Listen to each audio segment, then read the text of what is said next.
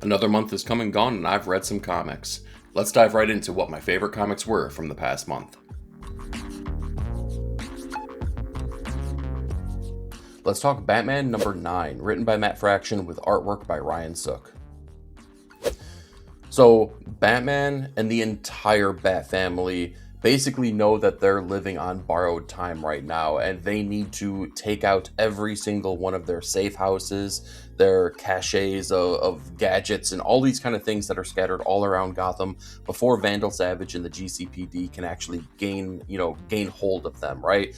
But they kind of know that they're going to lose one way or another. They don't have the manpower to take on the force that is the GCPD at this point. So they need to make coordinated efforts to try to get these things taken care of, right? But that's kind of like just the loosest premise, right? This book isn't necessarily about the plot, it's about the relationships. And that's what I've really enjoyed about this. Matt Fraction takes a good beat of this to really kind of like lean on the relationships of a couple different people, but primarily Bruce Wayne and Alfred Pennyworth, who he is kind of seeing these visions of, right? Or having these memories. He's being influenced by what he thinks and knows, Alfred would probably say in those moments.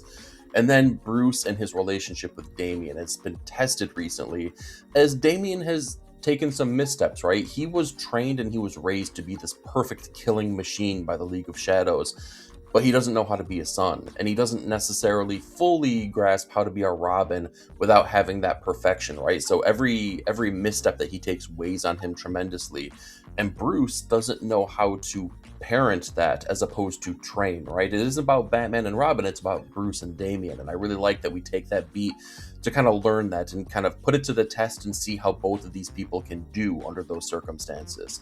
Now, this also sets up what is going to be a series that I'm really looking forward to, which is Barbara Gordon-centric. I won't say the title of it because it kind of gives away the ending of this issue here. But let me tell you, I'm really, really hyped to see where they go with that. This was a really effective standalone issue that sets things up for the future, tests relationships, kind of like gives us a real good insight on a lot of different characters here. It was kind of like almost the perfect Batman kind of issue, and it's really kind of telling what Matt Fraction can do with a character like this. I hope he has a good long time on this book, because what we've seen so far has been fantastic. And with my top comic of the week, let's talk Storm, Earth's Mightiest Mutant, number 4, written by Mireille Ayodelli with artwork by Federica Mancini.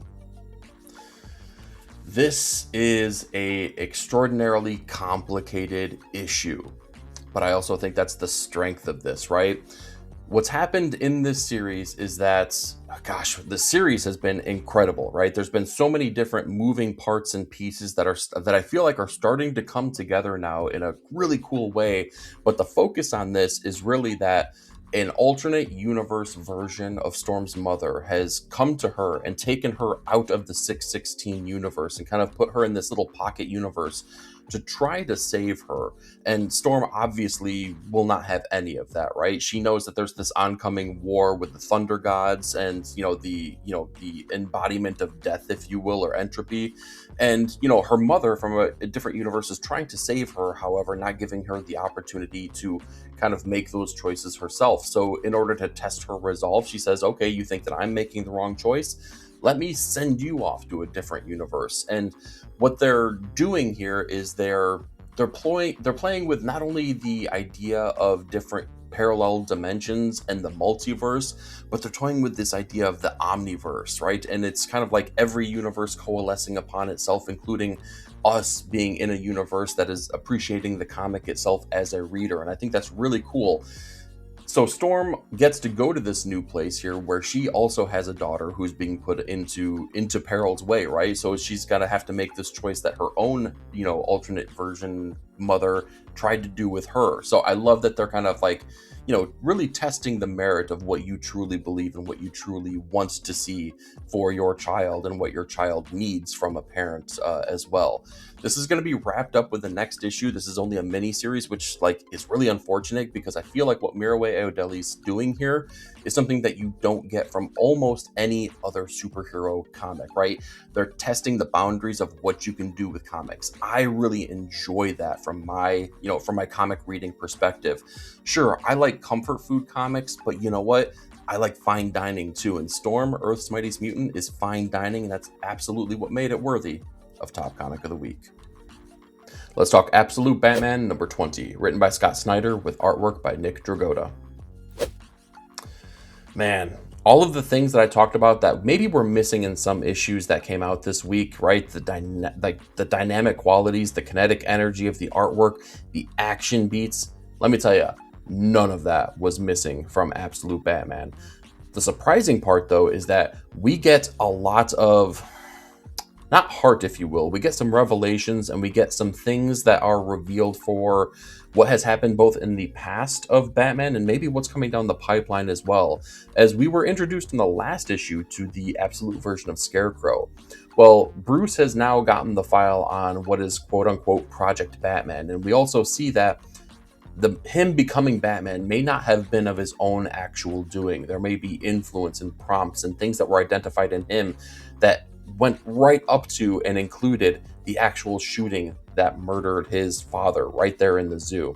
Could it be the Scarecrow that did this? Could this be more manipulation? We don't know yet, but it's definitely toying with Absolute Batman, and it's definitely, I don't know, weighing on him heavily. On top of that, though, we finally get to see what the Robins are capable of. Every single Robin that has been now funded and is being tasked by the Joker himself and is going out there trying to protect Gotham by taking out the Batman.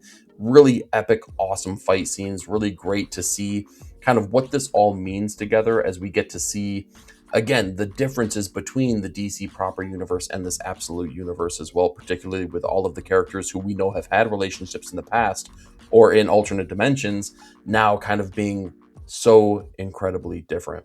This was a fantastic issue. It's great also seeing Nick Dragotta on the book. You know that when his name is on there, it's going to be something that is epic and exciting and really pushes that narrative forward. It's the main beats of the story. Really exciting stuff here. I absolutely loved this issue. And with my top comic of the week, let's talk Bleeding Hearts number 4, written by Dennis Camp with artwork by Stephen Morian.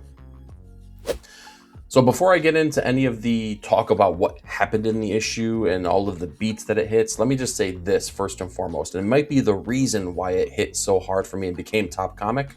Man, this feels like a Vertigo book, and that's awesome.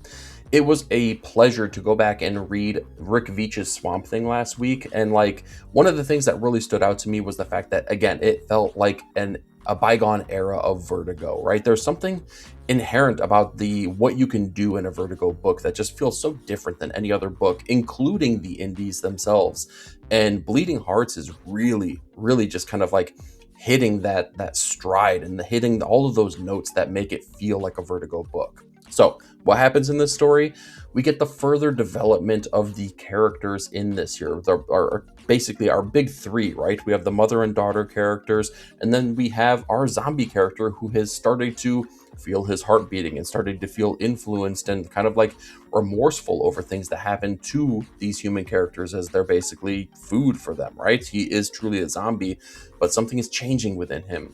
And we get to see the reluctance of the mother as, you know, she's allowing her daughter to play with this zombie character, and the zombie truly does have, you know, it doesn't have any kind of like ill will towards them and is truly trying to help them. And she's starting to experience things through her daughter that she hasn't seen in the past. Her playing with a friend, the laughter of friends playing together, a tea party that she's never been able to have in the past. And it was great to see how they kind of recontextualize that kind of stuff and how she's seeing that for the first time and how they really define those actions too, man. Dennis Camp's writing in this is just pitch perfect. It just makes it so endearing for all these characters because you see the viewpoints of each and every one, and you see the influence over each and every one, right? Why they want to make those decisions. It just really works in a big bad way. Stephen Morian's artwork too, when I talk about feeling Vertigo, it just feels so adjacent to things like house style of books, right? It doesn't feel like anything that you get from any other book, maybe except for ones that are actually drawn by Stephen Morian. That's a great quality to have, man. It stands out, it sticks out, and it gives you something that you could not get anywhere else. That's so incredibly important. Man, this was a fantastic issue. It's been a fantastic series, and I feel like we're still building towards something that is happening here because we're trying to figure out, okay, as he becomes more quote unquote human, is this something that could then influence the other zombie population as well? Is there kind of going to be I don't know, habitation between the zombies and the humans? It's really cool ideas that they're exploring with. I absolutely love what they're doing here, and that's what absolutely made it worthy of Top Comic of the Week. Let's talk Deathstroke the Terminator #3, written by Tony Fleeks with artwork by Carmine Di Giandomenico. This was an incredible action-packed issue. I loved it. Okay, so we're on issue #3 of the book right now, and that means a lot of different things, right? Issue #1, we got the hook, right? We got why this book exists and what the adventure is going to be with the death of Wintergreen and the someone's coming after everything that is close to Deathstroke. They've emptied his bank accounts, they've killed his handler. Nobody knows what's going on, but Deathstroke is going to find out, and it's going to be brutal. And we kind of see that develop through issue #2. And issue #3 is where that hook really needs to sink itself in here. We need to find out, why are we going to stick along for this ride, right? So why are we going to continue the story? And that's where this really hits in a hard way. So Deathstroke is now basically being confronted by Deathblow and Deadshot. Whole lot of D's and death and dead in these titles here. Maybe we need to get more inventive in the assassin realm within the DC universe, but I'm not terribly mad about it. But through this fight, they, Deadshot is basically going back and forth, saying, stand down, dude. You don't have to be doing this. And Deathstroke continues to kind of just go at him, you know more than I do. Tell me who killed Wintergreen. Tell me. And he's like, you already know, man. You already know. By the end of this issue, the reader will know as well. It's something I kind of saw coming. I saw it as a possibility, but I didn't know if that was absolutely going to be the way that, everything plays out here. But I'm really glad that it did play out that way, because it's really kind of developing the intrigue of this book now. We got the action, we got the violence, now we got intrigue that's, kind of to start to sew itself into the storyline. That's what's keeping me along for the ride. 3 issues in now, Deathstroke is just showing why Next Level has been extraordinarily exciting, man. This is maybe my favorite title of the Next Level books so far right now. Man, it's just hitting the ground running really hard, and I'm loving it for it. And with my top comic of the week, let's talk Absolute Green Arrow #1, written by Pornsak Pichote with artwork by Rafael Albuquerque. Wow. I did not anticipate this. I'm a Green Arrow fan. I really, really have a big love for that character. I kind of came to know him after his death within the DC proper universe, where Kevin Smith reintroduced him. And after that, I kind of went back and forward with the character, right? Learning about the Longbow Hunters, but then really appreciating the Brad Meltzer, run on the character, and kind of seeing everything that made the character of Oliver Queen tick and what kind of made him work, which is the Robin Hood aesthetic, right? Rob from the rich, give to the poor, right? Always looking out for the little guy. This kind of still takes that approach, right? And it's from a very, in this moment, modern day approach, which is to say, he's going after the billionaires, he's going after the corporate greed, the corporate lust, if you will, of certain individuals. But the problem with this book is that if you read Absolute Evil, you already know that Oliver Queen is dead. So who's the Green Arrow? What that means is that this book is very heavily influenced by Black Canary, right? Dinah Lance's character. And we see some of the characters that are incorporated within her realm and how she's influenced by that. So she's almost like the central character to the story. Not saying that she's Green Arrow. In fact, she is the person who's hired to protect these billionaires from Green Arrow, which is a really interesting twist, right? But we get some of her familial things that are going on here, right? We know that in the DC proper universe, her mother is someone who had battled cancer in the past. Now we see that her mother had actually passed away in the Absolute universe, and her father is still along for the ride, which is an interesting twist if you know the lineage of that character as well. But all the while, this is through and through a horror style book. Green Arrow is truly like the Michael Myers. In fact, I think they pitched it that way. He is the murderer, the serial killer who is stalking people, and they treat it that way exactly. Raphael brings such a wonderful twist to the look of this book as well, man. I kind of have to compare it similarly to when Juan Ferreira took on the Absolute Superman arc that he drew, where it just felt really, really dynamic and really kinetic, man. And I feel like that's kind of the feeling you get with each and every page of Absolute Green Arrow. I love the ideas that they're exploring. I feel like it stays really true to the character, but again, modernizes it in such a great way and makes it dark, right? Because this is the Absolute universe. If you're going to be imbued with Omega energy within this universe, trust me, Absolute Green Arrow has Omega energy for days, man, and that's exactly what made it worthwhile of Top Comic of the Week. Let's talk The Peril of the Brutal Dark, an Ezra Kane mystery, number 4, written by Chris Condon with artwork by Jacob Phillips. Maybe it's my mindset right now, maybe it's this creative team, which I have a lot of love for, but I gotta say, The Peril of the Brutal Dark is just such a fantastic read. We've gotten all of these detective tropes throughout the first 3 issues of this series, right? The down on his luck person, you know, the dame that comes in here that maybe is going to spell more trouble than help for our main character. We've seen our character get slipped the Mickey, and all of these storylines are now converging, and Ezra Kane is getting closer and closer to the mystery of what is happening with the Brutal Dark and who's actually behind this. So we know that this is on we're working ourselves right up to the First World War in this book, and you see the inklings of everything that's happening here. I really like how they're playing with the history of the book and the history of the world through the lens of this character right now.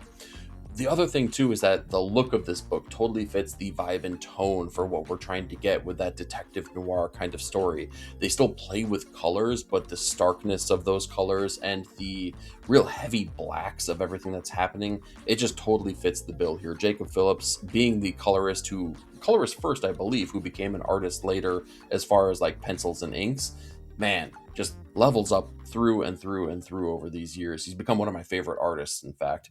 And Chris Condon really has a great voice for this type of story. I'm loving it, man. It's just fantastic.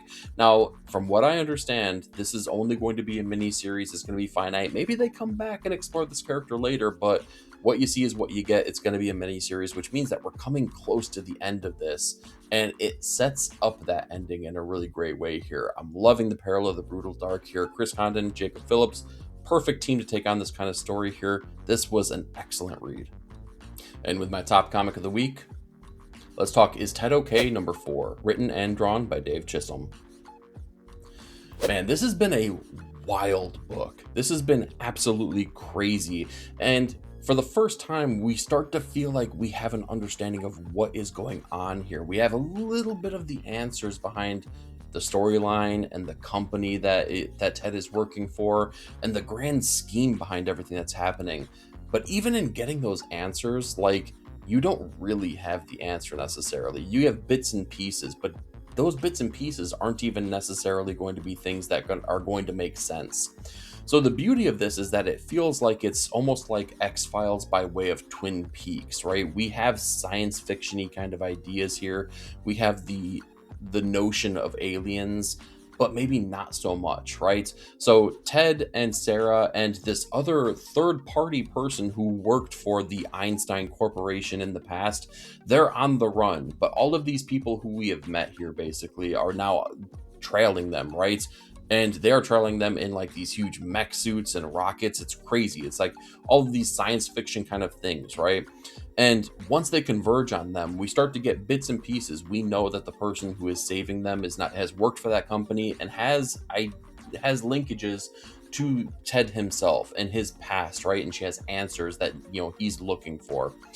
But in trying to escape, something is released in Ted, right? Ted realizes that there's something in him, something more, just like we saw in the past when he was basically killed. I believe it was at the end of issue number 1, but not killed, and was able to survive and in fact come right back to life as if nothing ever happened. We see something similar here as he's basically able to save his friends, and in saving his friends, he gets some of those answers, which is that everything he thinks he knows about himself is not necessarily true. On top of that, we've had this B plot, which has been really fantastic. It's basically the owner of this company, the Einstein Company, and a journalist who's been following him as he's been writing the story of this company and everything that's happening. And now, by the end of this, we also understand a little bit more about the owner and about maybe some of the things that he is trying to have take place and some of the means in which he'll go to get everything done that he wants to get done. It's a beautiful looking book, by the way. Dave Chisholm draws and paints and colors and just manipulates everything, right? There's a lot of different cool artistic things in here that really you just don't get from almost any comic except for a Dave Chisholm book. And that makes it really unique, really exciting, and it makes it absolutely worthy of Top Comic of the Week.